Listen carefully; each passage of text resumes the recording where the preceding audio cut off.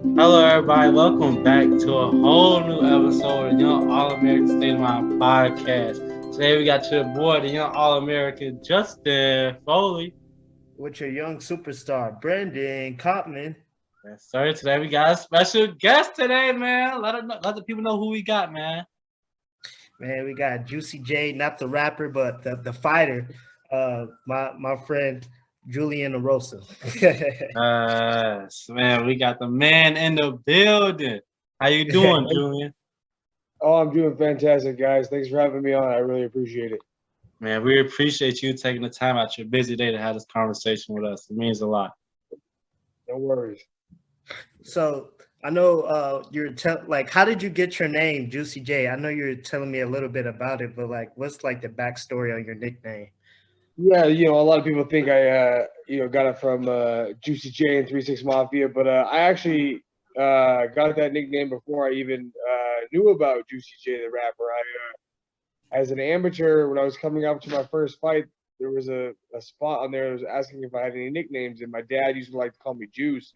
And I've never been like real like intimidating, and I never like wanted to have a nickname like like Vanderlei Silva has like the axe murderer, and I always wanted to like be a little bit more easygoing about that, and maybe have something that kind of lightened the mood when I got in the cage, especially for my first fight. And so I thought it'd be funny to have the nickname Juicy J, and then when they announced me in the cage, kind of broke the tension a little bit. My family had no idea that's the nickname I was choosing, and so when they said Juicy J, they started laughing, and so it kind of broke the tension, and it wasn't so serious. And I felt like for me, fighting shouldn't be so serious. Especially then, it was more for fun. It was a hobby, so I wanted something to ease the tension, and that's kind of how that all came to fruition for me. Oh man, that's a funny story right there, man. Man, that's so that is funny because the first time I heard your nickname, I was like Juicy J. I thought you were really referencing like from Juicy J. So that's a pretty like really like cool backstory and everything. And so like what's like your story of like getting to like the UFC? Was that like your main goal since you first started fighting? Like what's been like your main goal when you first like put on the gloves and started training?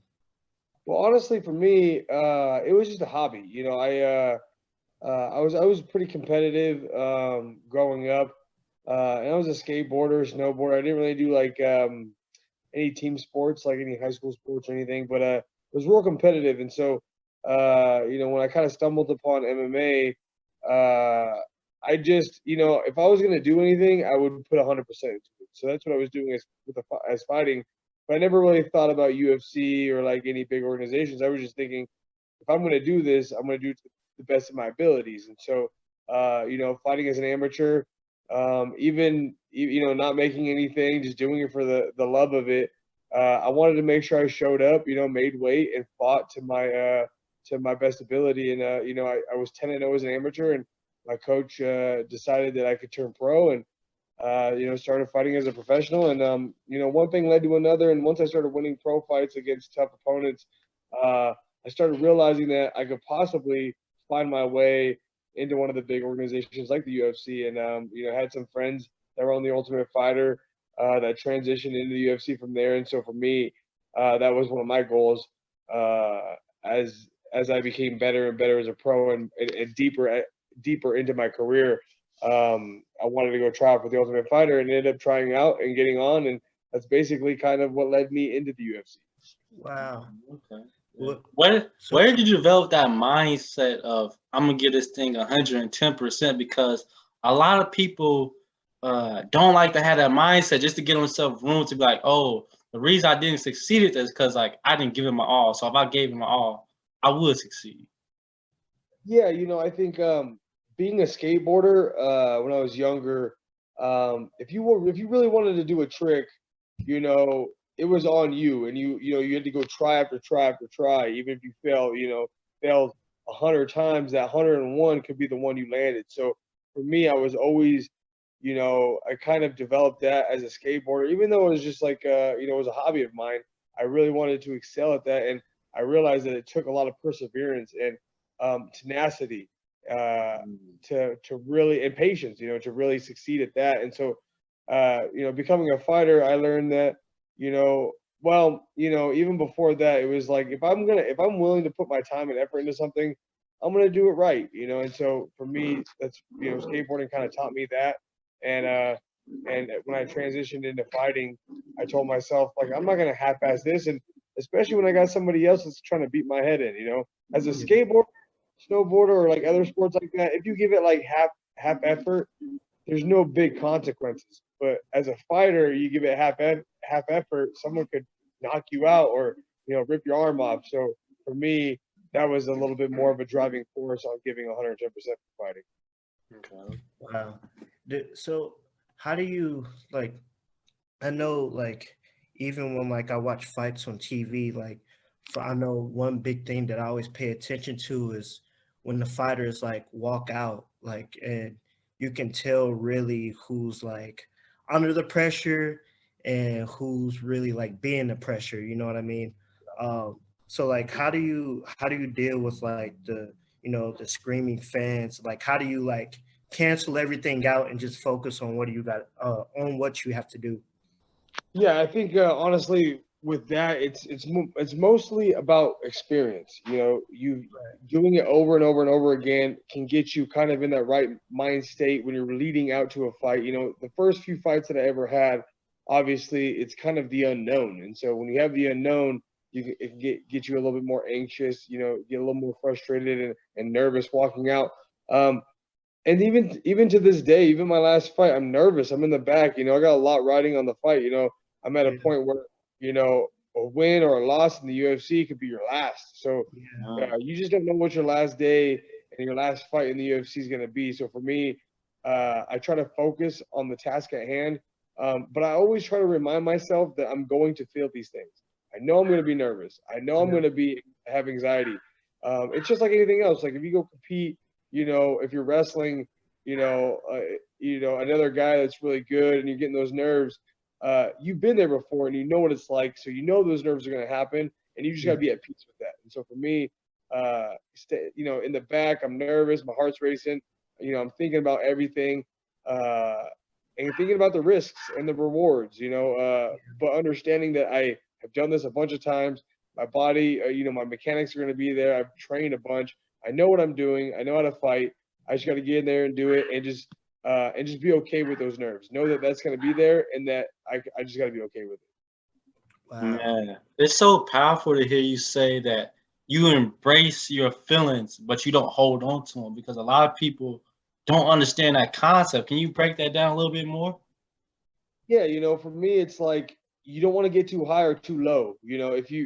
Anything can, if you have, like, it's just like on a regular day, if you wake up and you start off bad, you have a bad breakfast or whatever the situation is, it can snowball into a bigger issue. And so I think you can't get too high or get too low about anything. So like even wins or losses, like if you win, enjoy the win. If you lose, take it in for what it is and then move on. But it's same with those feelings you have before a fight. Don't get too high or too low about them. Don't let them sit and fester in you. You can, if you have anxiety and you hold on to that anxiety, when you get in the cage, you're not going to perform because that anxiety is going to take over. So for me, I get that little bit of an anxiety.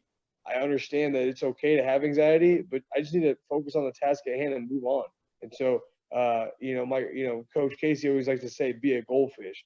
Don't have, like, goldfish have short memories. And so you can have a short memory with everything. You can never be too high or too low about things. And so that's kind of something I've learned over the years with all the experience and all the fights I've had.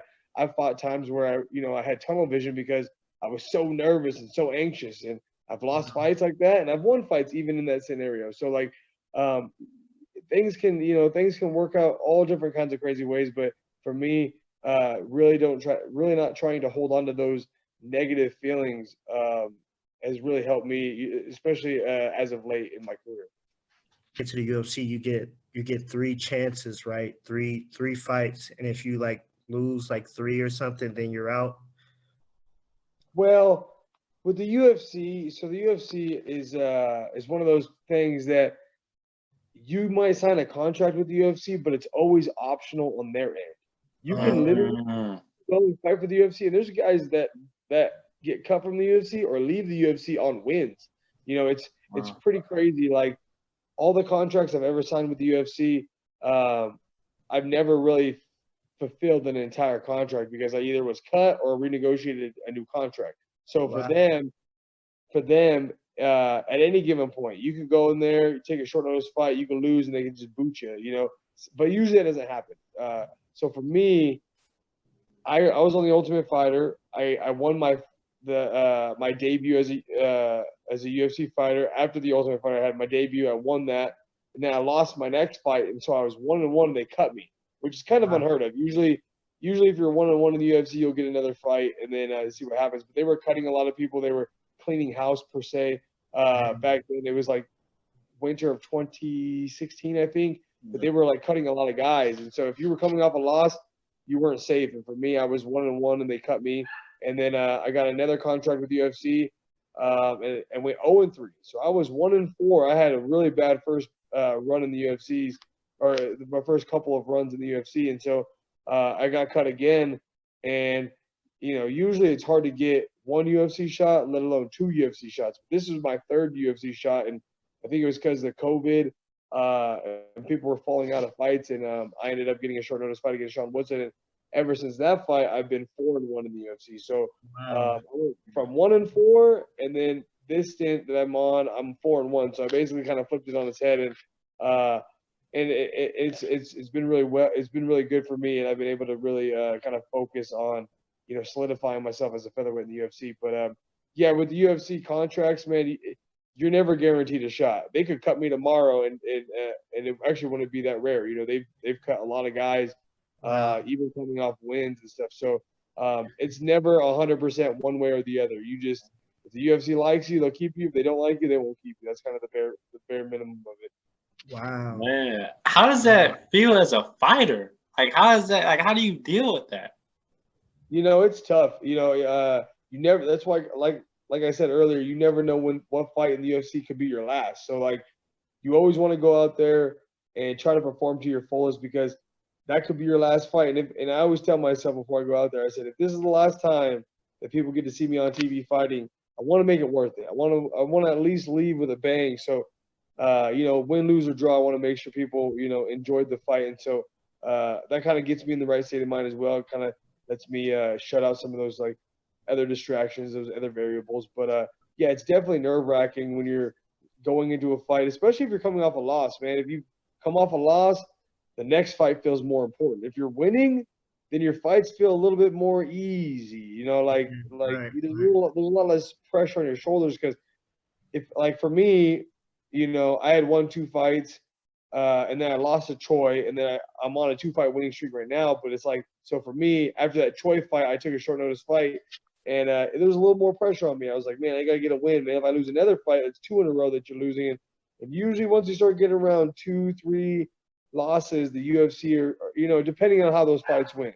If you went in there and you had a fucking barn burner and it was a split decision loss, and you did a couple of those, then they're gonna, you know, there might be a little easy on you on giving you another fight or not. But if you go out there and you get starched, you know, a couple times in a row, they're gonna start thinking about cutting you. And so it's definitely a lot of pressure, especially when you're you know, trying to make a career out of this. You know, some of those regional shows you get dropped to don't make hardly any money. You know, and so UFC is a place where you can make enough money to make it a career, and the shows that lead into that don't really. So to you know, the pressure can be emotional, physical, financial. I mean, the pressures are coming from everywhere. So you always want to make sure that you're going out there and at least performing to your best abilities, because even if you do lose, if you went out there and you put on a good show and the UFC likes you, they'll give you another fight.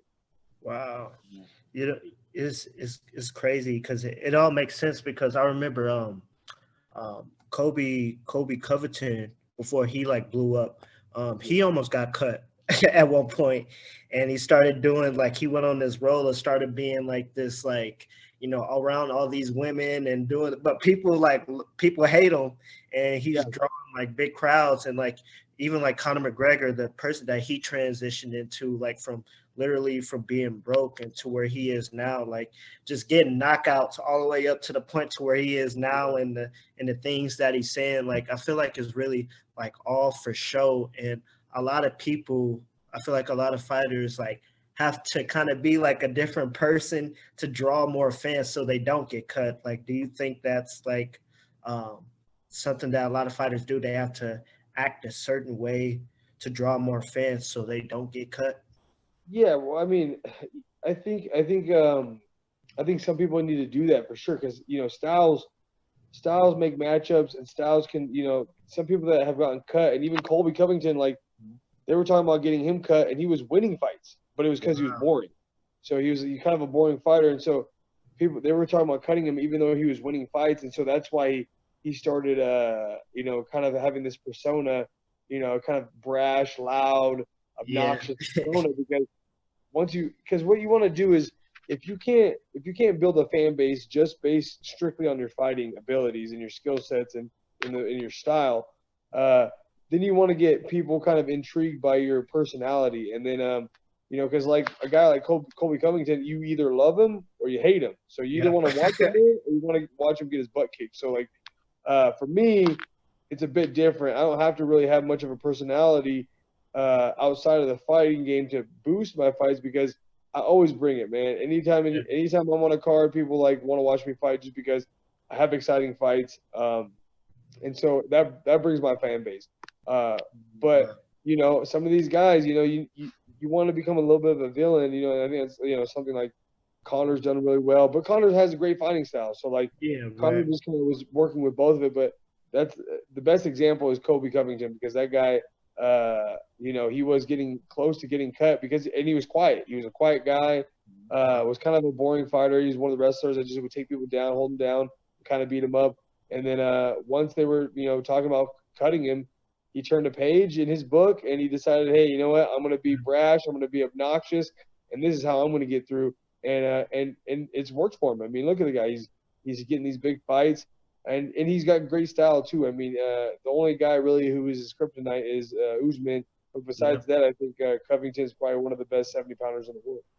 Oh yeah, for sure. It's so crazy to see because I mean, like you see, like it's almost like they create this like even like the media for like the UFC, they create this like narrative where it's like when Kamaru Usman and Covington fight, it's like good versus evil, almost like Conor and Khabib. It's like good versus evil. So it's like drawing so many people in. And adding to what you were saying too, I remember Conor, he threw that little chair at that bus like for some years ago, and they used that as the promotion fight going into this Khabib fight. And I'm like, Connor's only doing that just to build up the fight, even though it was like stupid. But like, and I think people like Kamaru Usman, even like Israel, like he doesn't really like, not like Colby Covington, but their styles, speak for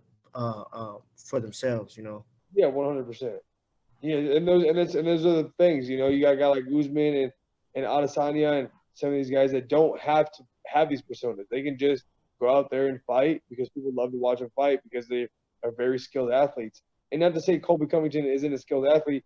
I think Colby could have been fighting for titles even without this persona, but I think this has added to his ability to maybe jump the line, or not even necessarily jump the line, but get paid.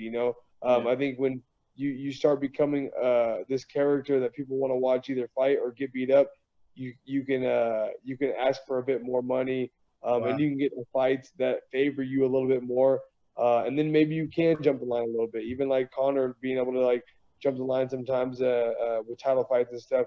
I think he's been able to do that because of his persona versus his skill set.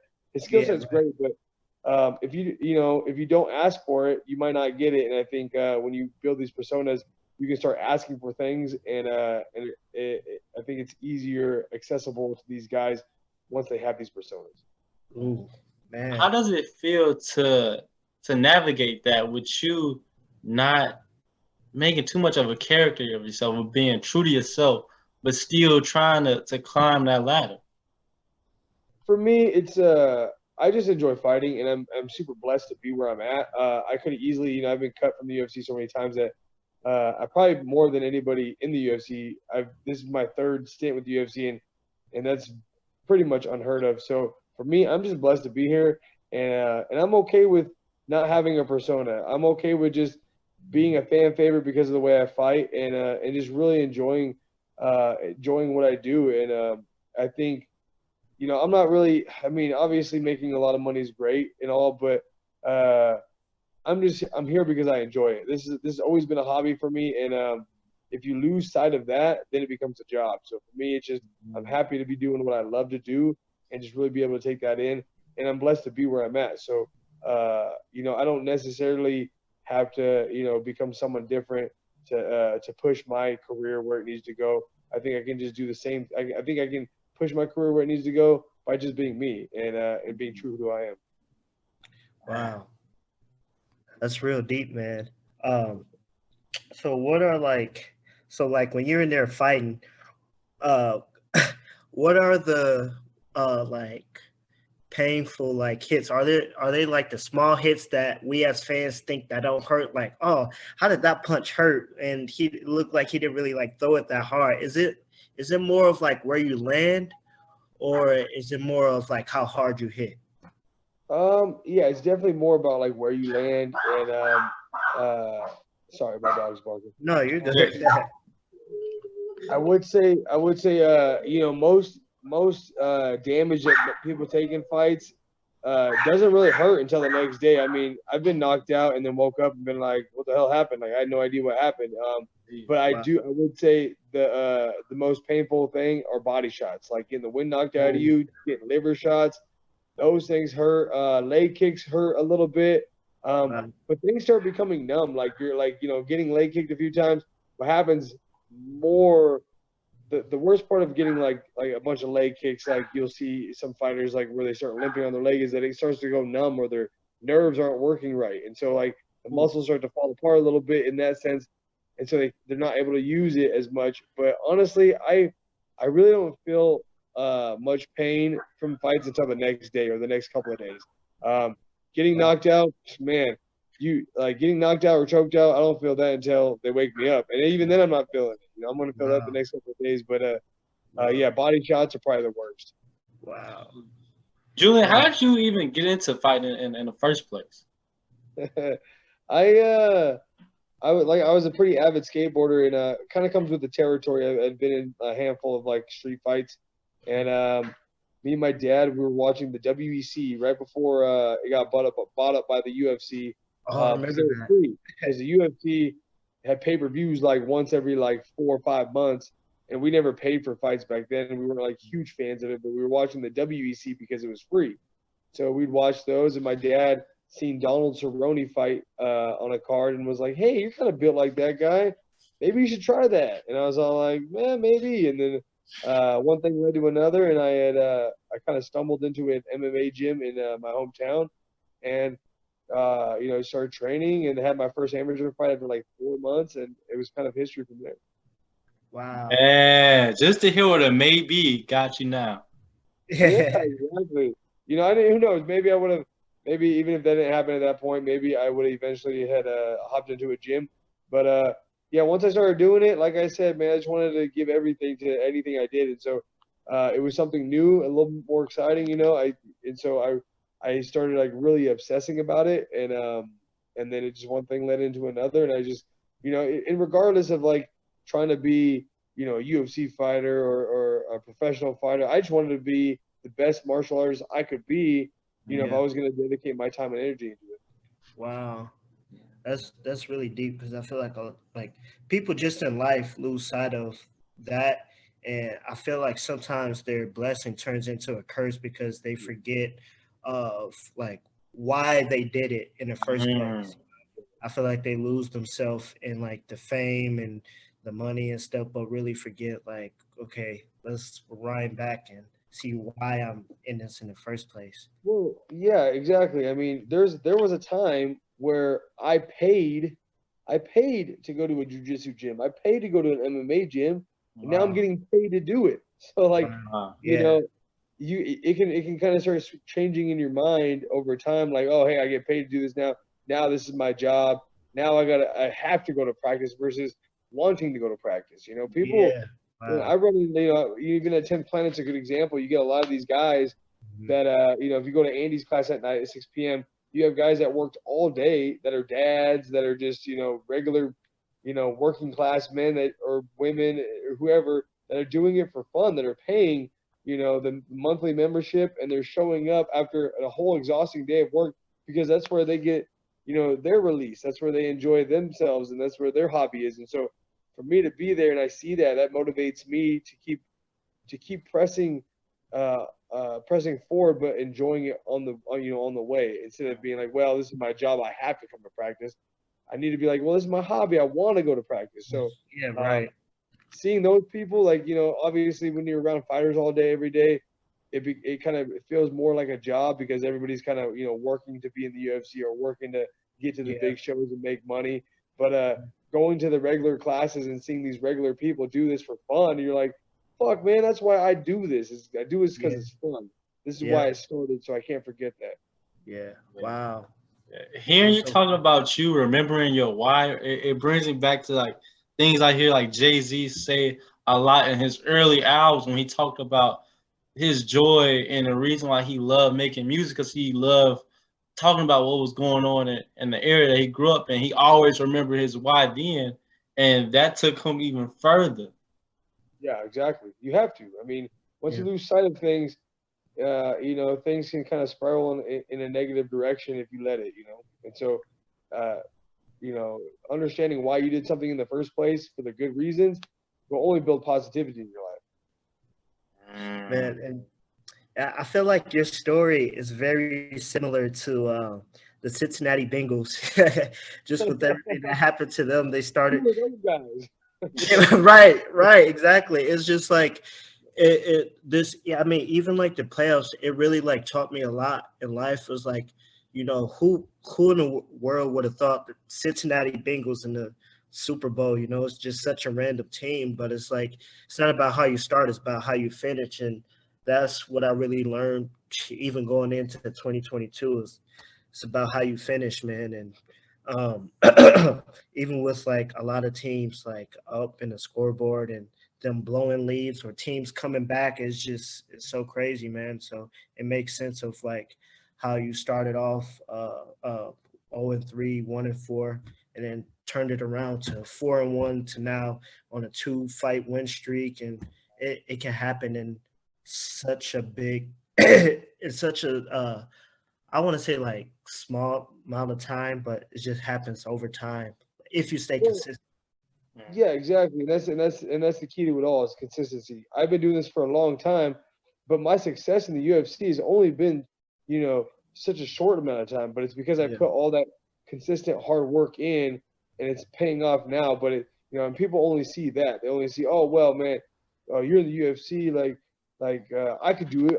I could just train and be in the UFC. Well, I also put, I've been doing it for 14 years, and yeah, literally the only success that I've had in the UFC has been the last year and a half. So like, you really try to like measure it out. It's difficult to really see if you don't know who I am. So like, right. like, oh, that Juicy J guy, man, he's in the UFC. I wonder how long it took him. It's like people around me know that I've been doing it for a long time, and there's so many ups and downs that come along with it that there's plenty of times where it's like, man, should I even be doing this? Do I need to get a regular job? Like, fuck, man, like this ain't gonna pay the bills, and like, so I mean, and a lot of people do that. I've fought a lot of really good guys that don't fight anymore because of that.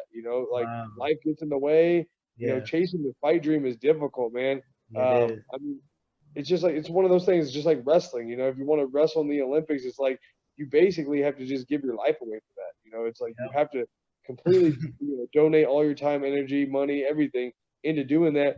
And it's the same thing with being a fighter. You really have to just dive 100% in and just hope that you're gonna come on top. And if you don't, it's difficult to bite that bullet and keep pushing. But that's something that I've had to deal with a bunch. And so I think perseverance and patience is also key. Wow. Ooh, Eh, man. Man, it's so crazy because like even when I went to train in, like you know, I used to have this like mindset, like, man, I'm a wrestler. I can probably take everybody down, but it's not like, even with like my years of wrestling, like trying to like go into like switch it over to like MMA and jiu-jitsu is still very, very difficult if you haven't been doing it consistently and long enough to know, like, it's like every like little thing, like even when I wrestle with you guys, like on some of the Wednesdays that I've been there, it's like every little thing, like you got to watch for your elbows, your arms, like it's Well, you get caught with so many moves. it's the same concept as like boxers. Like the only reason why any of the MMA guys are going over to boxing is and you never see it the other way around. I mean, every once in a while, like James Toney fought Randy Couture, but it was like it lasted for like a minute or something. But Right. all like, and that's why you got Tyrone Woodley boxing Jake Paul and stuff, because Jake Paul wouldn't do an MMA fight with Tyrone Woodley because it would, if he didn't. I mean, and I don't know his background. I don't know Jake Paul's background, but if he hasn't been training MMA as long as he's been doing boxing and stuff and putting it all together, it's an uphill climb for him, And so like that's why you won't see like Floyd Mayweather fight McGregor in an MMA match. They would only gonna box, Yeah, right. Exactly. Like a boxer as good as Mayweather can't be like, well, I'm gonna work on my ground game for 7 months and go fight, MMA. That's not how it works. You have to put this much effort into boxing as you wrestling and jiu-jitsu and Muay Thai, all everything. And just like you found out yourself, Justin, coming and wrestling with us, it's like, yeah, you might get the better of the wrestling, but now you got to worry about the chokes and the submissions you got to worry about, because it's something that you're not super accustomed to, and that's something that we're accustomed to. So it's a whole different ball game. Right. And I think the people that's really like dedicated to like fighting, like you even see like I know it's like a lot of cool stories. I forget her name. But she actually just won a bonus and she quit her job as like being a stripper and like but it's just like things like that. We talked about like consistency and stuff. Like if you're consistent, you don't have to like go over to like boxing and try to like, a lot of people try to go to box. A lot of MMA fighters try to go over to boxing to make all this money, but like if you just stay consistent with your craft and your hobbies, and even then when they go over there, I still don't believe, this is like my opinion, but I still don't believe it's real. Even when Tyrone Woodley got knocked out, I was like, are you serious, man? Like it was just so weird. Maybe he did get knocked out, I don't know. And boxing is highly political, and I think it's hard to take, well, it's easy to take it at face value. It's like there's conspiracy theories about, Tyrone Woodley, like kind of, giving it, letting that happen. And, when you're talking about, a lot of people are like, oh, I wouldn't let that happen if I was him. Oh, there's no way I would let that happen. It's like, well, when someone puts $500,000 in front of your face and says, hey, man, we need Jake Paul to win this fight. Like, man, I might take a dive for $500,000 too, Shit, like, especially when his rap career ain't doing very well. His career so, I mean, I think Antonio Brown might be a better rapper than him. yeah. Tyron Woodley, man, like, man, that guy, like, I'm no rapper, so I can't say that I'm better than him. But I feel like if I gave it a shot a little bit, I might be close to him at least. And that's saying a lot. Right. Oh man, it's bad. But no, like I don't think I a lot of boxers say like I feel like some of them say they would come over. I mean, even Clarissa Shields, like she that big woman boxer, she just came over. She's like one of the most dominant women in boxing, and she just got like choked out or something in one of her. She went over to PFL, and she's 1-1 in the PFL. She lost one fight and then won another fight, but the people that they're kind of lining her up with are kind of gimmies, not necessarily gimmies, but they're fights that she can win. They're not putting her up against monsters. They're putting her up against girls that she can beat. But if she really had to go fight like a Kayla Harrington, or like a Miesha Tate or like a Ronda Rousey, she's gonna get smoked quick. She's so far behind, in time and experience on the mat that it's difficult to really make that time up. Like if you don't have that consistent work, she has a lot of boxing, but there's only so much you can learn in a year of grappling, Right. Or wrestling or whatever else, Mm-hmm. But back to what you were saying earlier about perseverance, man. How did you were able to stay the course without giving up, man? Oh man, it's difficult, but when I first moved to Vegas, it was like I'm driving as an Uber driver, doing 2 practices a day, just burning the candle at both ends to chase the dream. And it's something that you really have to evaluate yourself and understand if you're willing to really push it all the way through. And for me, I was willing to do that. I was willing to put the effort in and give whatever it took to get there.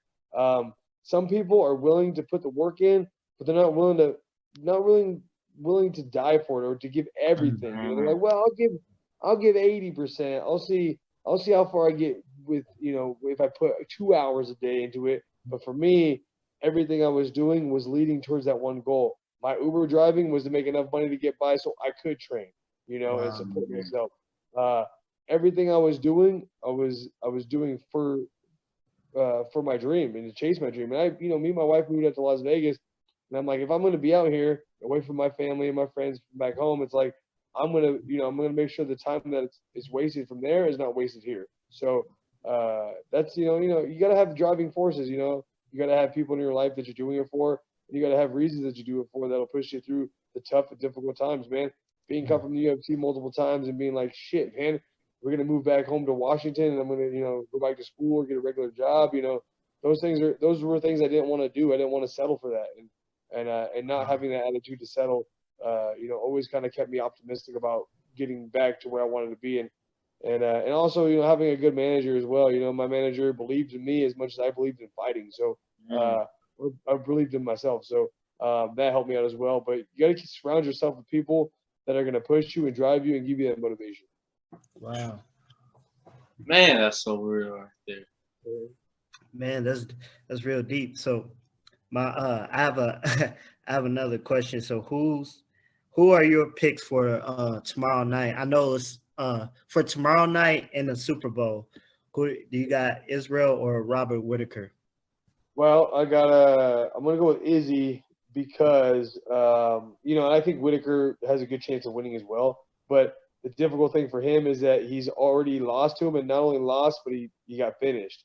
So when you step into a cage and look over at somebody, it's not a new guy. It's the same guy that finished it. It's like having a nightmare, and you see that nightmare in your it comes to life again. So I think just the confidence that Izzy has leading or stepping in that cage, looking over, oh, I finished him, I could do it again.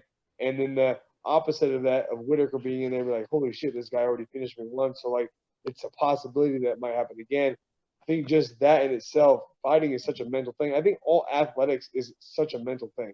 It's 90% mental. Everybody does the same. I mean, even for you, like wrestling, like you could be 10 times better than the guy you're going against, but if for whatever reason you trip up mentally, you might lose against that guy. So having those mental edges is always key, and I think that's why Izzy's going to win tomorrow. But I think Whitaker's a tough cookie. So I think it's a bit of a close fight, but I got to give it to him just based on the mental aspect. And then with the Super Bowl, since I'm from Washington State and Cooper Kupp on the Rams, it's from my hometown. I got to go with the Rams. I got to only because he's because I'm rooting for him, and I think it'd be cool to see a guy from my hometown. He actually went to school with George that trains with us, George Alcala. So if to see a guy from our hometown, win a Super Bowl would be awesome. So I got to go for the Rams. Wow. And my pick is actually Izzy too. I think what you said was like all right, and I believe the last time they did fight when Izzy finished him, I think Robert Whitaker literally gave it all he got, and he still lost. That was the best like Robert Whitaker to me, even from the last two fights that he had, I feel like he fought Izzy like the best out of anybody other than Kevin Gastelum. But yeah, I think it's just like a mental thing, man. Like just being able to like try to, and this is not even a wrestling match, it's an actual like fight. And Izzy has the height, he has like the swag, the confidence, and everything. He has every advantage. Yeah, he has every advantage. And I think we're gonna see more of Izzy wrestling this fight, because I think a lot of people are thinking that Robert Whitaker is gonna try to wrestle him. Because the way he lost to John Bohovich. But and then I have to go with Joe Shiesty, man. Joe Shiesty? Yeah, I got to go. I believe the Bengals might, like, it seems like every time we count the Bengals out, they just somehow win. But then again, like on paper, the Rams do have like a better overall team. So I wouldn't be surprised if like either team wins. I honestly, I want it to be a close game. Yeah, I want it to be set up because obviously, and that's what I liked about the last two games. They were both just like toe to toe. It was exciting matches all the way through. So I'm hoping that the game is just close and a fun one to watch. Oh yeah. As a fighter, how do you overcome like that mental battle with yourself when you're going against an opponent that you've lost to before in the past?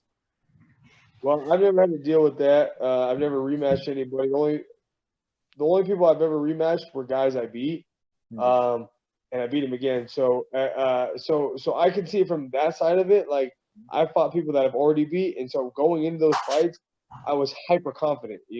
I already knew kind of their tendencies. I already knew that I was able to beat them the first time without knowing anything about them really, or have any experience with them. And now that I have the experience of beating them, going into another fight with them, I always felt really confident, even more confident than I've ever felt with anybody else, no matter what the competition was. So just having that experience is so key and so important. And that's why I think a lot of times you get guys that have trained together that also feel confident when they fight them. And I think with like Colby Covington and Jorge Masvidal, that fight's going to be interesting because only they know who's better from when they train, because you get a sense of who you're better than in training and who you're not better than in training. Who gets the best of you and who doesn't. So if you've had those hours or that experience with these guys, whether it's in the cage or in the gym, and there's an unspoken bond or word in there that no one really needs to say, that that he knows that you got the better of him those nights. Your wrestling's better. Your fucking jiu-jitsu's better. So I think it's always a huge confidence booster if you have those wins over them in the gym or in the cage already. Wow. But I've never seen the opposite of that. I've never lost to somebody and rematched them. Most of the guys I lost to, I wanted rematches, but they didn't want to rematch with me. So Wow. They must have known they got away with a good one. And if you get a win, and it was a tough win, sometimes it's better just to cut your losses and move on instead of having to deal with that again. It could be tough. And then also it's kind of a lose-lose situation for some guys. Like if you get a win over somebody, what are you gonna do? Beat them again? Okay, great. You already beat them once. But if you lose to them now, it's 1-on-1. You gotta have a third fight. So it's I feel like, and I would always take those fights. Like I had nothing to gain from taking rematches with guys I beat, but I did it probably a handful of times. Oh, actually, you know what? There was one time I did lose to a guy, and I rematched him and I beat him.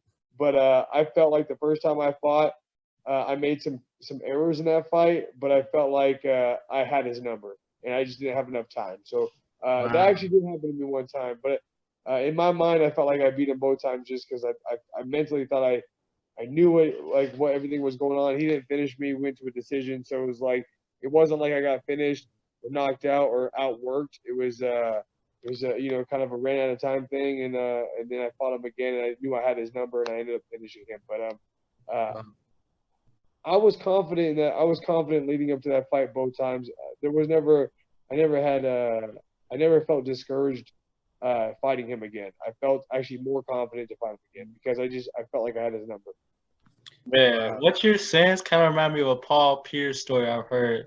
I forgot what show I was watching, but he was talking about how like if he missed the shot and it hit the rim, he counted as a made shot, and so his confidence was still sky high when he was playing. Well, yeah, I think that's something that you need too. Like whatever it is that boosts you. If like and that's such a perfect example of the power of positive thinking. If he would have missed that shot, or if he would have counted that as a miss, in his mind, he's down. It's negative. Yeah. You're holding that on to the next shot. You might feel more pressure to make the next shot because you're like, fuck, I missed my last one. So, but if he considers it a made shot, next time he throws that ball, he's gonna have a little less stress and feel a little bit easier about shooting that shot because he's like, oh well, I made the other shot, even if he didn't technically make it. If mentally he put himself in that place, I think that goes to show how the power of positive thinking can really influence you. Wow, man, it's crazy. Even before like I know we were talking about like even before like the fights, like when I was in wrestling, like it was hard for me because like if I had like a positive thinking or if I believe I can win, I was at my best. But like if I had negative thinking about myself and about my skill set, I was at my worst. And I've lost to people who weren't like ranked or who just were normal wrestlers just off the fact that I didn't have positive thinking about myself. That's that's such a huge thing for sure, 100%. Yeah, and I think a lot of athletes are not able to get past. It's a big. I feel like it's like a hump because it took me a while to get over that hump because it's like once you're about to it's not other people like compete. Like when you're out on like the mat or if you're out on the octagon, everybody's just their eyes is on you. You're the only one that's like competing out there. Like you don't got your teammates or anything. So it's like a lot more pressure that comes with it. You know what I mean? Oh, for sure. You got millions of people watching it, man. And that's one thing that helped me too. Like early on in my UFC career, even on the Ultimate Fighter, I got knocked out on national television in front of all my friends, all my family. Millions of people watched me get knocked out. So after that happened, that kind of eased things a little bit on me too. Like when I would go compete, I'm like, man, I've already dealt with the worst of the worst. I got knocked out on national television in front of all my friends, all my family, and instead of using that as a negative thing, being like, well, happened once, it could happen again. I was trying to use it as a positive. Like I've already been through the worst, so there's nothing worse than I've already dealt with. So fuck it, like might as well go out there and give everything I have. And so that's one thing too. You can either go one way, you can go negative, or you can go positive with certain things. And so for me, even through the negative stuff, you got to try to find the positivity and take what you can learn from it and move ahead, and move forward. With everything that you've been through, and like just all the sacrifices, the sweat and the tears, and even you being knocked out on national television, like what did it like really mean to you? Like even like winning that fight and winning like the bonus like fight, like knowing that you worked your whole life to get to that moment. Yeah, that's it's just validation. That's really what it is. Especially like when I was younger, fighting for titles on regional shows and doing really well. All I wanted to do was to be able to translate that into the big show, the UFC, and just showcase what I'm about. And I think the last fight really, really just validated what I'm 100% about, which is just heart and perseverance and just determination and the will to win. Me and Steven Peterson beat the dog shit out of each other. It was a grueling fight. I mean, me and him were we left everything in that cage, and that's one thing that I really strive for is to be able to, just showcase that. And I feel like that's one of the things I do well in the gym, and that's all I've ever wanted to do is be able to showcase what I've done in the gym into the cage. And it's hard. I mean, that's a skill in itself, being able to translate that. And people don't realize that. They're like, well, you train every day, you should be able to go in there and do it. But it's like, yeah, I train every day, but it's under different circumstances. There's no fear of failure in the gym. That's where you fail. That's where you learn these things. And so, being able to translate that into the octagon has been one of the biggest things, the biggest hurdles for a lot of people, I think. And so for me, it's just validation of being able to do that. Like I validated, me as a fighter, validated all the work, all the dedicated time and energy and money and everything I've done. I have people back at home, like after being, 1-4 in the UFC, being cut twice, it's like people would be like, yeah, see, he didn't have what it takes, like you can't really fight, so you feel like that's what you're doing to people and that's what they're expecting of you. And when you don't, if you don't rise up to the occasion, you can feel, it can be really negative. But for me, that whole, like even just the last 4 wins that I've had in the UFC out of my last 5 fights, I just feel like they have validated what I'm all about, my style, my ability, and that's just that's worth more than the money, to me, honestly. What you about to say, Justin? No, go ahead, bro. Man, like growing up and watching it, like what's some of the things that you take with you now as you're a fighter and as you being a man? I think athletics, especially stuff that we do, whether it's wrestling, fighting, jiu-jitsu, any combat sports, I think it, it it it aligns with regular life in a lot of ways, And for me, one thing that I take through, athletics and through my regular life is just discipline. If you're disciplined, you can make anything happen. If you really buckle down on whatever it is, you can get anything done that you want. I wanted to be a UFC fighter, and I got shot down a lot of times, and have been cut a lot of times, but that discipline. I'm still, even when COVID hit, it was like I'm gonna train my ass off, and that's when I got my most recent hit in the UFC was that Sean Woodson fight about a year and a half ago. I got that fight because I was training hard during the pandemic, and everybody was like taking like a summer vacation. People weren't training.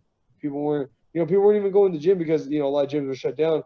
We were training in people's garages. I was riding my bike, 50 miles a day to stay in shape, to get the weight down. I mean, I didn't have to, like we had no idea what the hell was going on. I didn't know if I was, I literally had no idea what was going on. I mean, nobody really did, during those times. And so just having the discipline, and really being able to focus and force myself to do what I need to do, even if I didn't know what it was for. You know what I'm saying? Kind of having that discipline, whether it's, even if it's a blind discipline. So that's one thing that carries through, regular life and fighting is the discipline.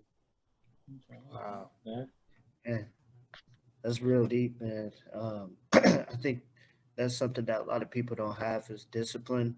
Because I feel like if you don't have discipline, like it doesn't only like make you dysfunctional in your sport, but just in life too. Like you just gotta have discipline, like of your emotions, of your eating habits, of like the people that you're around. Like that, all of that is just discipline, And I feel like that's a big part of just being part of a man. Being part of a man is just having the discipline of those things that you can control, because if you don't have no control as a man, like you're not going to get very far in life. Exactly. Ooh, man, that's so true. I couldn't have said that any better, man. Okay. Growing up in Washington, did you ever have to deal with the mindset of feeling like, oh, I'm a big fish in a small pond? Ooh, yeah, for sure. I trained at a gym, and I was probably like one out of a handful of guys.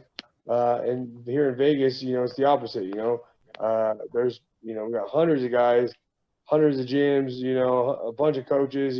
So that's the reason why I ended up moving out here was because I was kind of growing bigger than my gym was and growing bigger than my training partners and the available coaching that I had there. So, coming to Vegas really opened a lot of doors, but also opened my abilities and my skill sets. Wow. And I think even like you even see more uh, in the MMA world, you see a lot of fighters switching gyms and becoming successful. Yeah, for sure. So it's funny how that works, and it's just like uh, you see different fighters, like you see different aspects of the games that you didn't even know about. you Yeah, know, um, you got to get so comfortable with being uncomfortable. yeah, right, Oh, right. yeah. Yes, man. That's so true. My high school football coach used to always say that during summer camp. Yep. Because I feel like if you just stay comfortable at where you're at, you can't. There's no room for growth, and you gotta have to step out and say like, I know what's better for myself. Like you gotta just be honest with yourself, and I feel like once you take that step of whatever that is, like you'll end up being successful. 100%. Yeah, you gotta take the risk. You know, like Steve Harvey's even talked about that a few times in different motivational videos he's recorded. He's talking about how sometimes in life you just have to go out and just take that jump, take that leap, just to reach to the next level. 100%. If you avoid failure, you also avoid success. Mm. The Black Beast posted that on Twitter like today or something. I gotta write these quotes down, man, and like put it on my wall and stuff. These are good quotes, man. I listen to it again. But no, even like wasn't it weird seeing Francis Ngannou like grapple? That definitely was weird, but you know he's a freak of nature when it comes to strength, and so the guy can do things wrong even in the grappling sense, and it'll be right because he's such a strong guy and he's such a physical like specimen. So, Yeah. you know, I wasn't too surprised in his ability to succeed in the grappling. I think it was just a bit of a surprise because you know he's a knockout artist and people weren't expecting. Yeah, right. Yeah, that's so true, man. What was some of the other takeaways you've had like watching like the other fights? I mean, there's so many fights now with the UFC that it's like, man, you can take something away from every fight, and so I think uh, for me, it's more about trying to take away fights from, like, take away things from my own fights, whether it's a win or not. Especially wins, man. Like people think once they win, they're like, oh man, I won that fight. I did nothing wrong. But and it's easy to fall into that. It's easy to be like, ah, fuck, I won that fight, so I don't really need to take anything into consideration. But for me, I think that's the biggest thing is to try to really take away. It's easy to take away from losses because you obviously did something wrong. But to take away from wins is more important because no matter what you do, no matter you go out there and get an 8-second knockout, but there's still something you can learn from there and take away from it. So I always just try to take away from my own fights. How do you stay honest with yourself and not just get caught up in the highlights? Man, I'm old, man. I'm 32 years old. I've been around the block, you know, and what you learn is to really set your ego and your pride aside, and just understand that you're not perfect and you're never perfect. And so for me, you know, whether it's fights, whether it's training, I can go to the gym to right now and a brand new white belt could show me something, and I'm going to take it into consideration because I feel like you can learn at any given time. Justin could come train with us and try to show me a jujitsu move, and even though I have more jujitsu than he does and I've been doing jujitsu a lot longer, I would still take serious whatever he's going to try to show me because he could still show me something. You can learn every day, and you got to Yeah. stay a student of the game, whether it's you know a student of your own game or a student of other people's game. And so I think you can always learn, and you know I feel like you stop growing when you stop thinking you can learn. Ooh, Man. man, I hit deep, man. that's so true. Yeah. I've heard Joe Rogan talk about that on his podcast when he had like different fighters on or other people that do jiu-jitsu, and he talks about each time he's on a mat, he learns something new. Yeah, you know it's just like anything else, man. You could be an NBA basketball star, but every time you go in the gym, you know you can still learn something.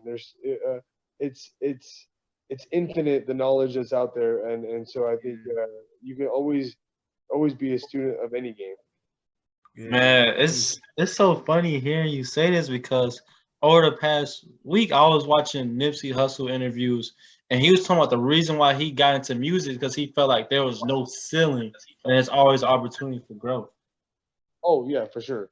And once you forget that, once you don't believe that anymore, then you're only going to stunt your own growth, I think. Yep. Wow, man. Because it's it's a lot of things where like and that's it's super humbling too because like I mean like we as guys, if we're honest, like sometimes our egos would get away a little bit and say like, well, I don't need to learn that or because I'm already this good, but like Yeah. once you start like losing like matches, fights, or whatever it is, like you're gonna want to learn something new, you know.